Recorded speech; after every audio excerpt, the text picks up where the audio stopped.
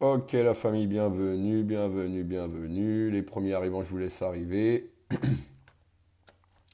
Sophie, Milina, Philippe qui sont les premiers. Je finis de noter une petite chose. Voilà. Alors, Patricia, Catherine, bonjour la famille. Petit live hyper rapide, pas plus de 5 minutes. Pour vous parler de la manif de samedi, les informations sont tombées. Je vais vous demander de partager un maximum, de voir à faire des posts. Il y a déjà un premier post sur la page qui vous met en avant l'ensemble des événements et rendez-vous partout en France. Je vous invite à le partager aussi, il est un peu plus bas sur la page. Je vous invite à aller le voir et je vais vous parler tout de suite de la première manifestation. Alors je reprends juste les infos, si vous me donnez 2 secondes. Voilà.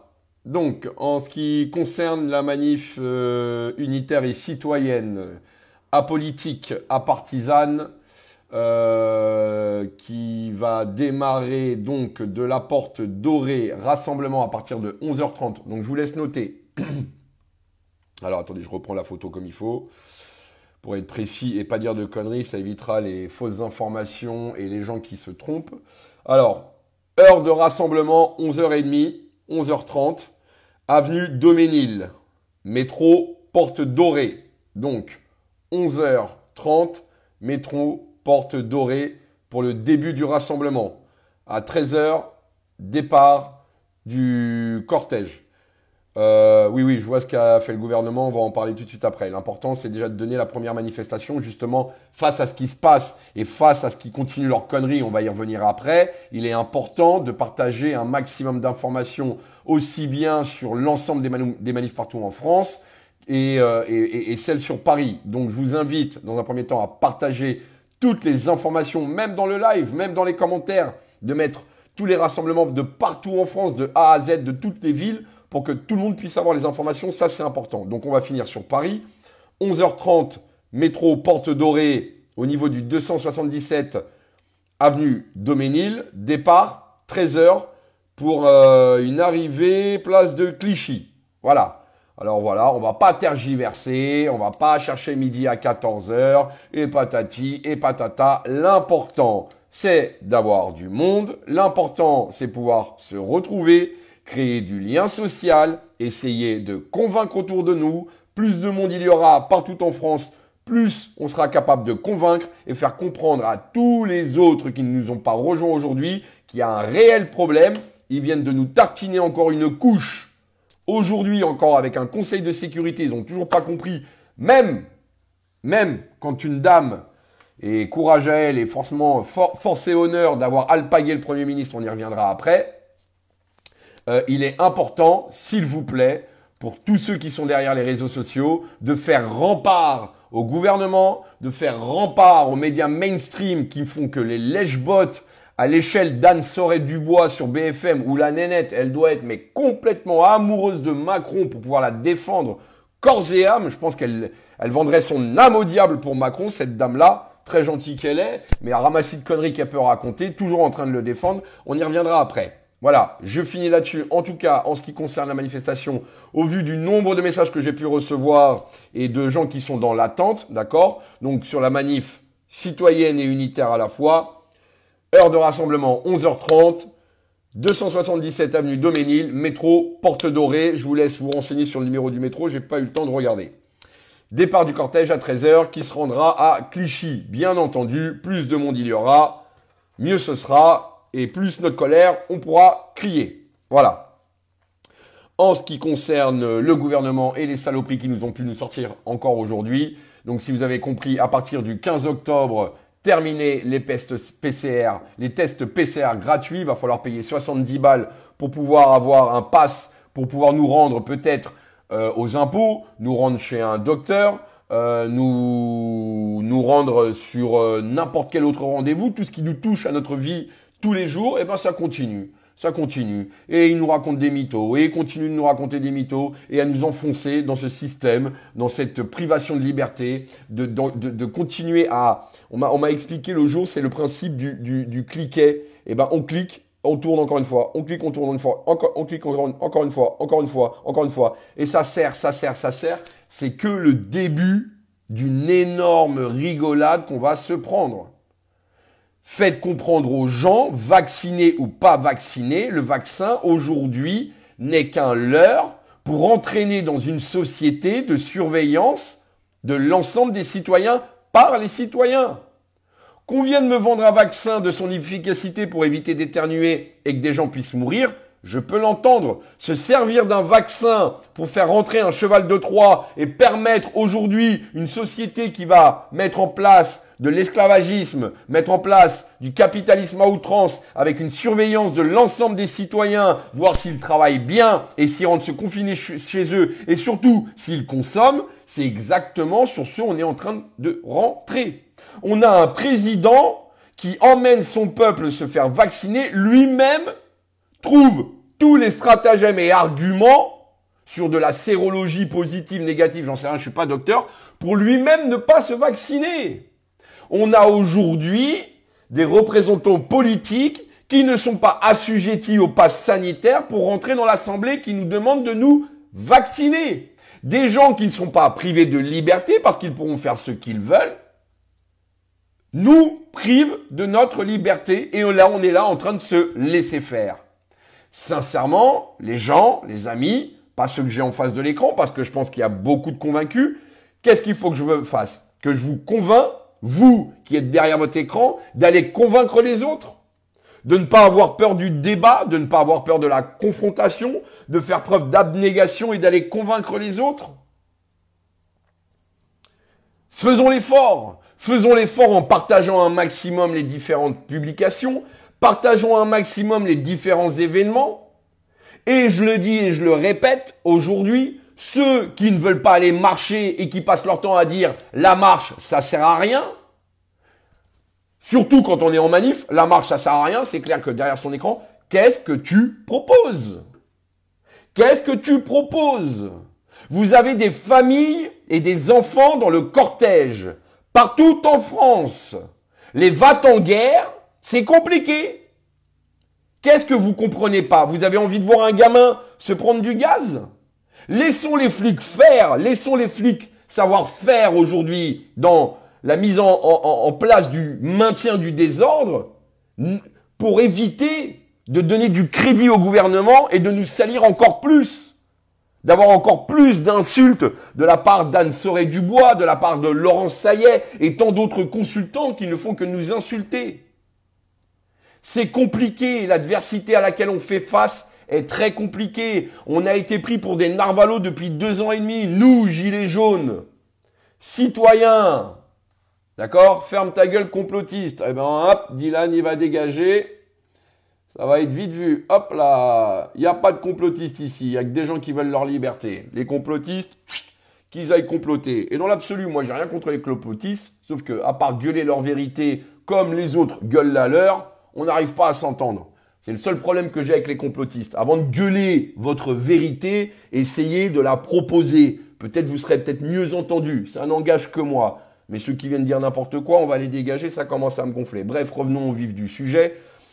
Cherchez à convaincre, même les vaccinés, que ce qu'ils sont en train de faire, c'est carrément un délire, quoi. Un délire. Voilà, tout simplement. Moi, je veux voir des gens, comme la dame là, qui tourne sur BFM TV, dire au Premier ministre qu'on est traité comme des chiens. Parce qu'on est traité comme des chiens. D'ailleurs, je crois même que les animaux sont maintenant mieux traités et auraient peut-être même plus de liberté parce qu'eux ne sont pas assujettis à leur vaccination du départ à une puce, point barre. On est peut-être même moins libre que nos propres animaux de compagnie.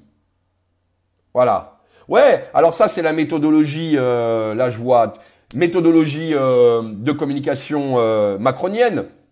Le dimanche, Véran vient, nous lâche un cadeau et nous dit les tests PCR 72 heures. Pourquoi? Parce que dans la majeure partie des pays, c'est déjà 72 heures. Donc, ils n'ont pas envie de passer pour des cons.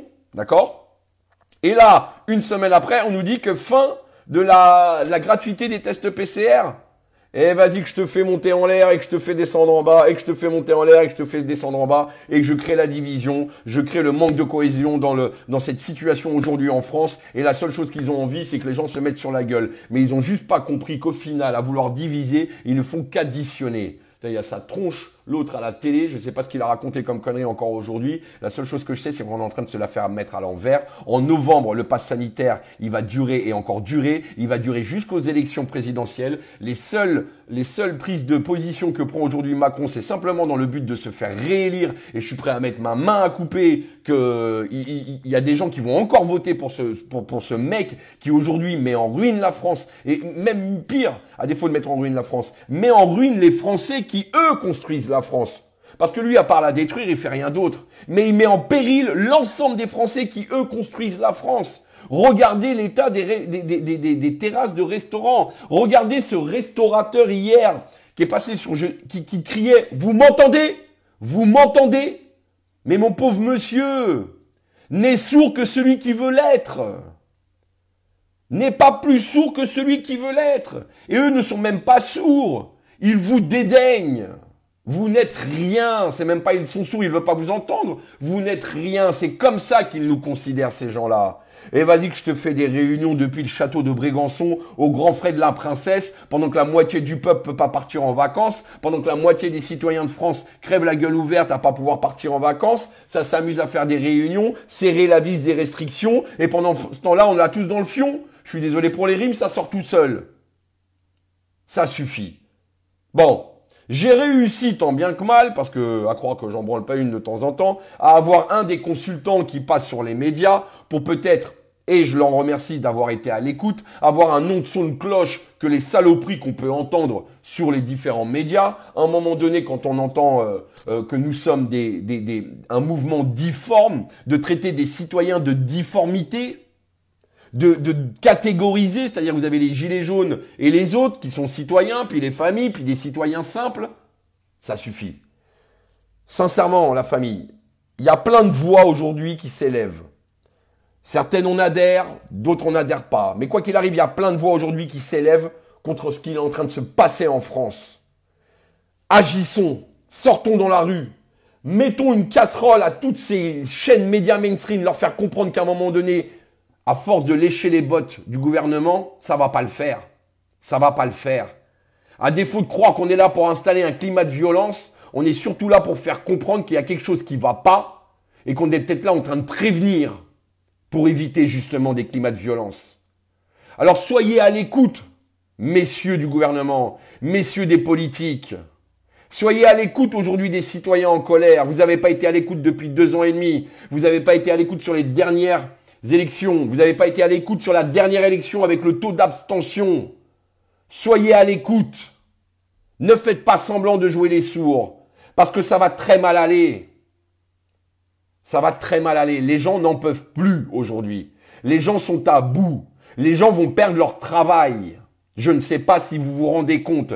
Des gens qui, pour la plupart d'entre eux, dans l'hémicycle, n'ont jamais bossé de leur vie, ont fait de la politique un terrain de jeu professionnel et vont nous empêcher d'aller travailler.